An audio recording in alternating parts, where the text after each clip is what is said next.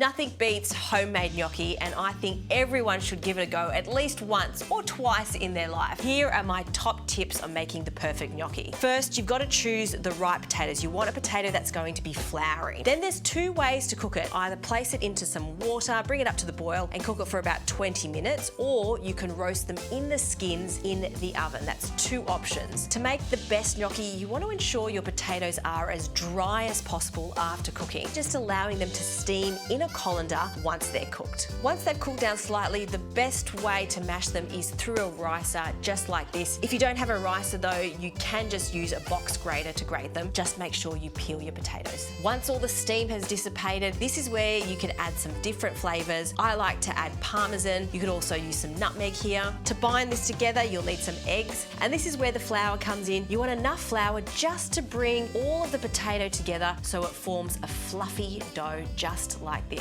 Be sure not to add too much flour because you don't want them to be heavy and stodgy. You want them to be light and fluffy. Roll them out into sausages, and then this is where you can have fun with your gnocchi. You can make little ones, large ones. You can even get a pasta board just like this, roll them onto it to get a lovely rigid shape. Once your water is gently boiling, not rapidly boiling, if it's rapidly boiling, then the gnocchi could break down. So gently boiling, in they go, and you'll see they go straight down to the bottom. Once they start to come up to the surface, you want to cook them for about 1 minute. Then they're cooked and you can place them into your favourite sauce.